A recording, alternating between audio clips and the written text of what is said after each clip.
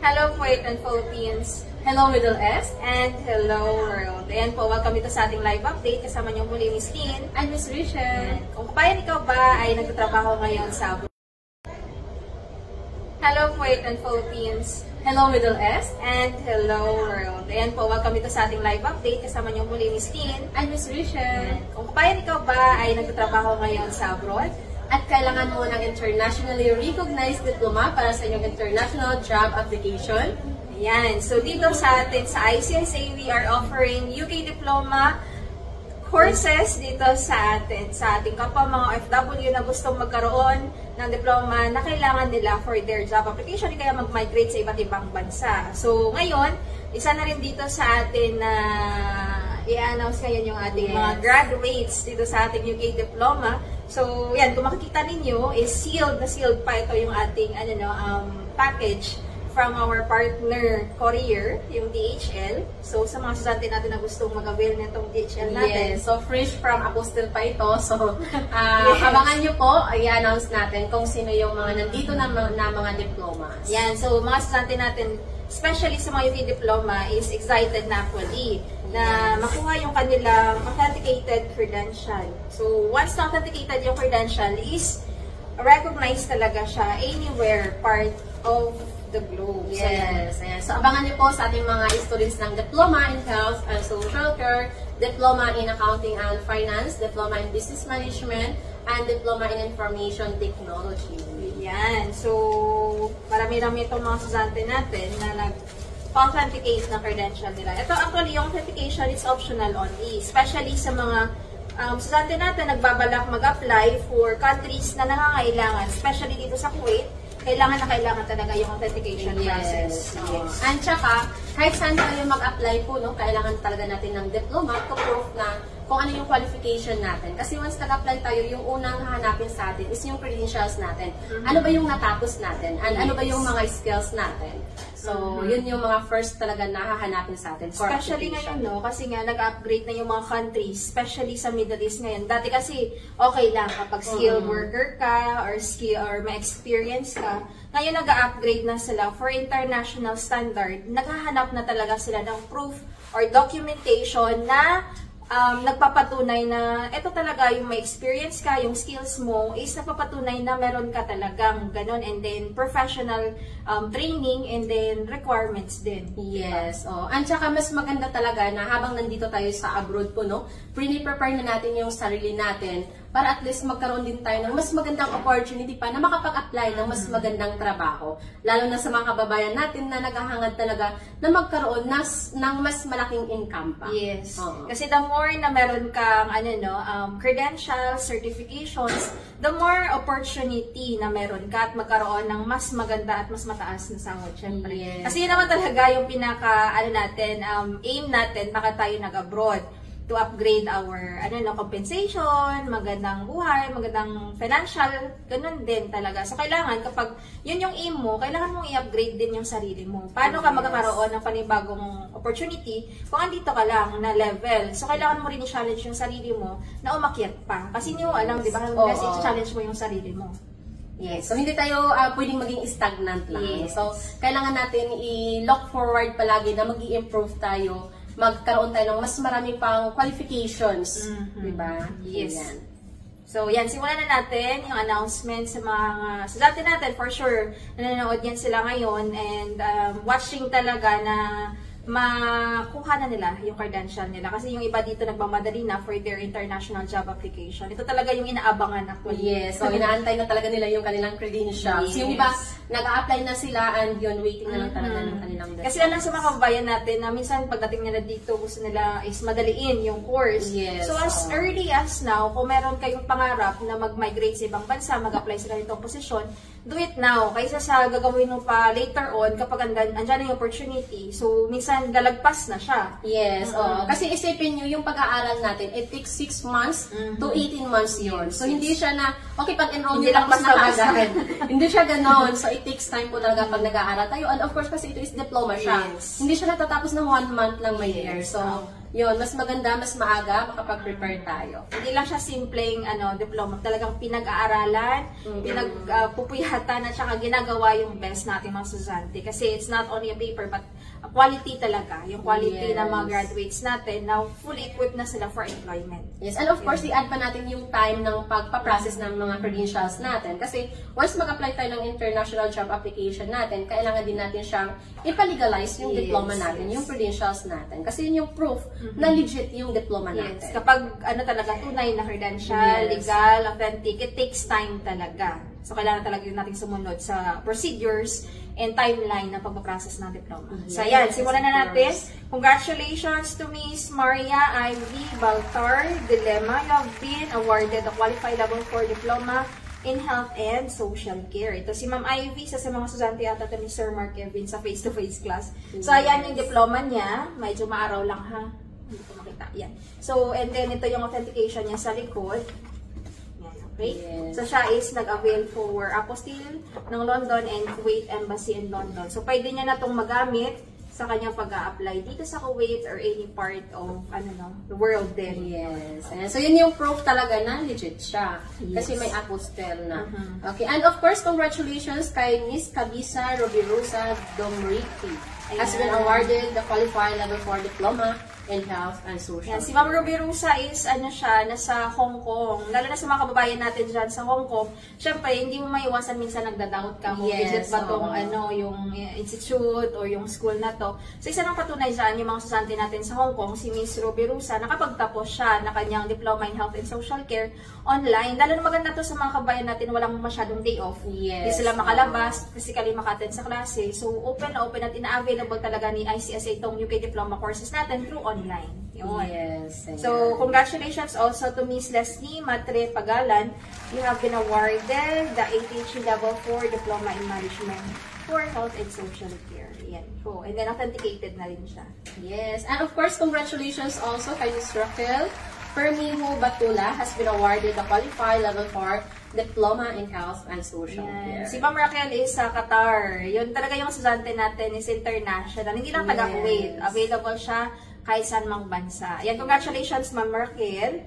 And then congratulations also to Miss Ellen May M. Hanubas. You have been awarded the Qualified Level 4 Diploma in Health and Social Care. Yes, and of course, congratulations also kay Ma'am Shubarna Mustafa has been awarded the Qualified Level 4 Diploma in Information Technology. Yan. So, for our UK Diploma courses, it's not only for Filipinos but also to other nationalities who are aiming to have their diploma while they are working abroad. So, yan sa mga kabayan natin, hindi lang para siya sa mga ibang lahi din, pwede din sa atin lahat kahit anong nationality. As long as you are eager and dreaming to have your diploma. Ayun. Congratulations to Miss Aisel Joy S. Gasmin. You have been awarded Qualified Level 4 Diploma in Health and Social Care. Ayan, si Ma'am Aisel is, second course niya to actually. Meron siya ating Level 7 Diploma. So, sa mga kabayan natin, na baka sabihin nila, okay lang ba ako mag-take ng 2 courses or 3 courses? Pwedeng-pwede. Yes. Kasi dito naman sa ICES is marami tayong mga courses na ina-offer. So, pwede kayong mag-enroll. Depende yan sa kung ano yung kailangan natin na i-proof pa or kung ano yung gusto natin na idagdag pa sa ating qualification. So, marami tayong mga choices. As long as available sila on that certain schedule, sa hindi magpo-conflict, pwedeng-pwede. Ayan. So, congratulations also kay Ma'am Sania Khan has been awarded the Qualified Level 4 Diploma in Accounting and Finance. Congratulations! And then congratulations also to Miss Darlene E. Casa. You have been awarded Qualified Level 4 Diploma in Health and Social Care. Yes, and congratulations also to our very own Mr. Ryan J. Beasley has been awarded Qualified Level 4 Diploma in Information Technology, major in Web Design. Ayun. So, sa mga kabayan natin, nakakala nila siguro mga healthcare pala yung ina-offer nila. Yes. So, available din yung courses natin in information technology. And mamaya-maya, abangan niyo yung panibagong courses natin na available din. Kasi marami tayong mga majors. Marami tayong majors sa information technology. Kasi yung information technology malawak eh. Yes. So, pwedeng makuha yung major na gusto ninyo. So, yan. Congratulations to Mr. Axel Moira C. Evangelista. You have been awarded Qualified Level 4 Diploma in Information Technology. Yes, and of course, congratulations also kay Miss Normalyn Samban, has been awarded a qualified level 4 diploma in health and social care. Ayan. Congratulations also to Miss Antoinette Tamo Biandima. You have been awarded qualified level 4 diploma in health and social care. Yes, of course, congratulations also kay Miss Manilyn Castillo Cagado, has been awarded a qualified level 4 diploma in health and social care. Ayan. So congratulations sa ating mga estudyante. So, andito na yung mga diploma ninyo and authenticated na siya from Apostille in London and Kuwait Embassy in London. And for our international students, please communicate with me para at least ma-arrange na natin yung shipment ng inyong credentials. Sa mga kababayan natin, ano ba yung mga available UK diploma courses natin, Ma'am Ray? Yes, of course, sa mga kababayan natin, kung ikaw po is high school level, high school graduate, college level, or senior high school graduate na nais na magkaroon ng internationally recognized diploma. So, meron tayong diploma in health and social care. Ito yung pinaka-in-demand talaga din sa ngayon, no? Kasi halos lahat ng bansa, international talaga, nangangailangan ng mga caregiver staff or mga nursing assistant staff. Okay? In demand talaga yon. Kahit ano pa yan, panahon pa naman yan na pandemic or may recession, ang caregiver is hindi nawawala ng job opportunities. Yes. Yeah. And of course ngayon is nagbabago na din yung natin sa panahon ngayon, no? Kasi more on online na tayo, marami na tayong mga AI na na-discover. So napaka-in-demand na talaga ng IT din. So meron tayong diploma in information technology and meron siyang iba't ibang majors po, no? Na pwede nating i-take. So meron tayong web design, katulad yung kay Sir Ryan kanina. And of course, meron tayong e-commerce. Yeah, e-commerce. Meron tayong data science na. So, diploma in data science. And of course, meron tayong diploma in artificial intelligence. Yan talaga yung pinaka-hinahanap ngayon. And of course, yung bago natin din, ma'am, yung cybersecurity. So, diploma in cybersecurity. So, ito yung mga line-up natin for information technology po, no? Kasi, as in, grabe na, sobrang nag-boom na talaga ngayon. Ang dami ng mga AI, kumbaga, so, lahat na ng company, even yung lahat, mga Facebook, and then, even ang phone, ngayon, meron na rin siyang, partner na AI. Kasi nga, it would be helpful din sa ating mga, trabaho, and then, mapabilis din. So, yun yung mga in-demand, actually, ngayon, ng mga, job opportunities sa ating mga kabayan, lalo na yung cybersecurity kasi lahat ng mga companies ngayon, even schools and other businesses, is meron ng online platform. So, kailangan na nila ng protection from hacking, and then, syempre, mga security din ng mga systems nila. So, maganda rin yung cybersecurity natin. Open na open siya for enrollment, available online, and face-to-face. So, pwede kayong makapili kung alin ba yung mas preferred ninyo. So, meron tayong data science, artificial intelligence, cyber security, and of course, web design. And then, meron tayong e-commerce. Yan. So, kung physical naman yung gusto ninyo na networking available din. Yan, networking and yung PC maintenance. So, kasama na rin doon, kung line mo naman is more on management, available yung ating business management. Kung yun yung inyong field na gusto, available din yung hospitality and tourism management. And of course, yung accounting and finance. Mataas din yung sahod sa accounting and finance. So, open na open din siya for enrollment and available worldwide. Kasi pinaka-online live interactive class. Hindi lang siya simpleng online. Mag-modular lang kayo, hindi. May kasama kayong instructor in real time. Kumbaga parang video call siya. Sa Zoom. Kasi nga, interactive pa rin siya. Hindi siya yung, okay kasi online yung iniisip ng iba is, binibigyan lang ng mga videos, panunorin lang. Hindi, interactive pa rin siya, magsasagot pa rin kayo sa questions ng instructor kasi meron tayong instructor na mag-guide sa inyo from the beginning of your course until the end talaga. Gagabay kayo, paano gagawin yung mga exercises, paano gagawin yung mga modules, mga assignments natin na kailangan natin i-submit, paano natin siya i-comply yung mga questions ng mga assignments natin. Kasi yung instructor talaga natin, they are trained para sa mga FW or mga expats natin na gusto gustong mag-upgrade ng kanilang course, so lahat ng assistance actually is binibigay sa ating mga estudyante because we know kung gaano kahirap pagsabayin ang trabaho at saka pag-aaral. So, yun. And of course, ang kagandahan dito, kasi once a week lang yung klase natin. So, meron kami mga prefer na mga schedules, each courses. So, pwede tayong makapili. Ano ba yung mas available tayo na timings? Yes. Kasi ito is group classes siya. Meron tayong face-to-face class, meron din tayong online live class via Zoom. So, pili lang kayo kung ano yung swak na schedule niyo. Ang pinakaganda kapag online live class is kung may na-miss silang klase, meron tayong tinatawag na student portal. Yes. Sa student portal, lalo na sa mga kabayan natin nagtatrabaho sa bahay kasi nga 24/7 sila nagtatrabaho, minsan yung strategy lang nila is makinig sa klase habang nagtatrabaho. At the same time, mamaya-maya kapag available na sila, i-review na nila yung recorded class and re-review nila kung ano yung mga lessons na hindi nila masyadong maintindihan. Then, the instructor will going to arrange a mentoring class. Yes. So, free yon, kasama yon sa course ninyo. Parang tutorial and mentoring, ayun, para at least matulungan kayo na mas magawa yung research paper ninyo or assignments, and then mag-guide rin kayo ng ating mga instructors. Yes. And of course, ang kagandahan din dito, kasi wala tayong enrollment fee na babayaran. So, kumbaga, kung magkano yung monthly fee ng course ninyo, yun lang po yung babayaran ninyo. So, wala tayong mga miscellaneous fee or mga ano ba yung ano nyo. Kung magkano lang talaga yung monthly fee ninyo is yun lang yung babayaran nyo. And of course, additional na yung babayaran natin kung tayo is magpa-process na ng diplomas natin. Yes, yes. So, yung authentication is optional siya. It depends on country kung saan kayo mag-a-apply. Kung European countries, no need na. Kasi meron naman tayong tulad ng WES or ECA, ICAS, na mga evaluating bodies. So, yun, it depends kung saan kayo mag-a-apply. So, itong credential natin is tested and proven na rin ng mga ating graduate students na nakapag-WES na, nakapag-ECA or ICAS na evaluation. And of course, marami rin tayong mga students na sa sa UK, field na nagtatrabaho. Yes. Ang dami na. Dito sa Kuwait, marami na din. So, pipili lang talaga kayo kung saang bansa kayo gustong mag-apply as long as meron na, hawak nyo na yung credentials nila, yung diplomas nila. Kasi once na meron na kayo, and then ready na kayo for employment, kung mag-aantay na lang kayo ng opportunities, or yung mag-take step, another step na kayo for employment, at least ready na. Yes, and of course, dito, yung diploma ninyo, wala siyang expiration. So, anytime, anywhere, magagamit natin siya.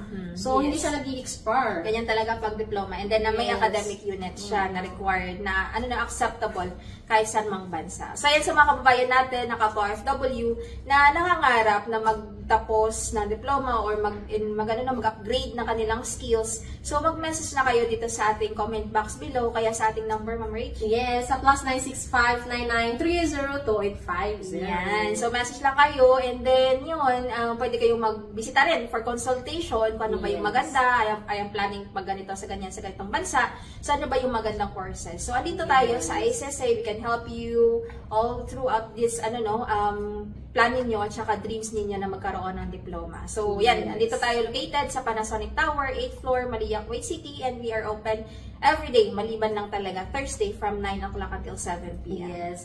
Ayan, so para sa lahat ng mga kababayan natin, saan ka man sa mundo, andito po si ICSA, nagbibigay po kami ng mga courses offered na pwede ninyong i-enroll, lalo na kung gusto niyo talaga na makapagtapos ng pag-aaral. Kasi yung pag-aaral natin, yun yung magiging baon natin kahit saan tayo magpunta.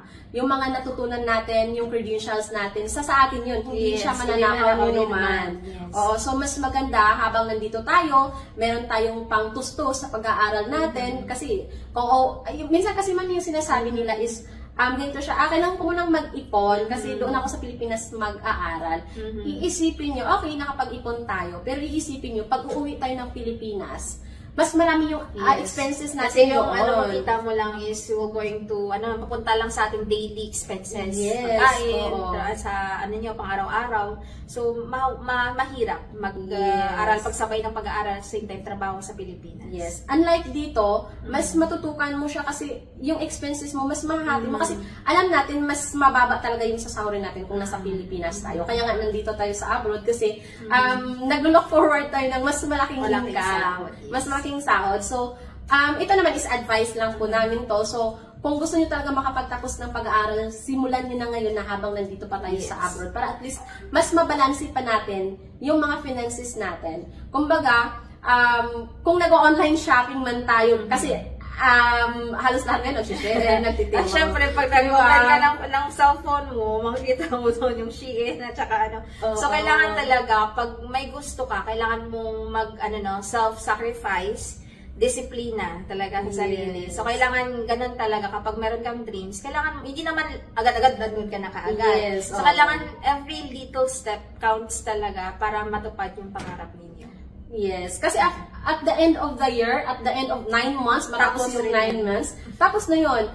Pagdating nyo ng 9 months na hawak nyo na yung diploma nyo, iisipin nyo yung time na nag-decide kayo na mag-enroll. Okay, 9 months na pala, tapos na pala ako. Ang bilis lang parang ang bilis lang, hindi ko siya namamalayan na tapos na ako. Kasi usually, ganun talaga yung mga sinasabi ng mga students namin na, okay, tapos na pala ako, parang ang bilis lang. Hindi kasi may kukulian kasi tayo na bukas na. So, what if gawin mo ngayon kaysa sa bukas na? Kasi yung bukas, darating at lilipas talaga siya. So, kailangan talagang simulan ninyo para at least mas maaga nyo rin siyang matatapos. Tsaka minsan naman is, sabi nila, ay 18 months. Ang haba ng 18 months. Ang ikli lang actually. Ang bilis lang ng 18 months. Tingnan mo ngayon, 2025 na tayo ngayon. Hindi mo akalain, okay, 2025 na pala. Parang kailan lang yung 2024, di ba? So, yun, grab this opportunity na habang nandito tayo sa ibang bansa, nag-upgrade tayo ng qualifications natin kasi alam nyo, ito lang talaga yung magiging puhunan natin, ito yung magiging baon natin saan man tayo magpunta kasi yung qualifications natin, ito yung mga panglaban talaga natin. Yes. Kung nakikita ninyo at napapanood nyo sa ating mga student testimonial, makikita nyo at saka maririnig ninyo yung mga stories ng ating mga estudyante kung paano sila nagsimula. Actually, nasimula rin sila na, ay, saka na, hanggang sa nagkaroon sila ng self-discipline at desisyon na makapagsimula sa kanilang, pag-start na kanilang pag-attain na kanilang pangarap. So, mabilis lang. Kasi kailangan nyo lang talaga mag-take ng first step. Kasi kapag nag-take na kayo ng first step, madali lang siya. Yes. Kasi yung pinakamahirap yung first step talaga. Kasi kailangan mo talaga ng disiplina sa sarili mo na kaya ko to, na kaya ko tong gawin. Kasi nakaya din nila. Kasi yung struggles talaga, ando naman talaga. Challenges part na talaga yun ng buhay. Pero, it's either dyan ka lang, or uusad ka. Di ba? Yes, oo. So, yan. Sa mga kababayan natin na ka-PRW, mag-message na sa ating WhatsApp number kaya dito sa comment box below for more details sa mga courses natin. So, gawin yung inspirasyon. Yun yung mga estudyante natin na hindi sumuko sa kanilang pangarap. It's challenging, pero kaya niya yan. Kaya nila, kaya niya rin. So, kailangan nyo lang ng time management and self-discipline and sacrifices talaga. Yes. Kaya ano pa yung hinihintay ninyo? Simulan nyo na yung pangarap ninyo na makapagtapos ng pag-aaral at magkaroon ng internationally recognized diploma kasama ang ICS. Yes. So yan, kasama yung muli dito sa ating live update, Miss Lynn. And Miss Rachel. Na nagsasabing, ICSA is your partner in success. So yan po, maraming salamat and see you next time sa ating more live update. God bless everyone and congratulations sa ating mga estudyante. Bye po!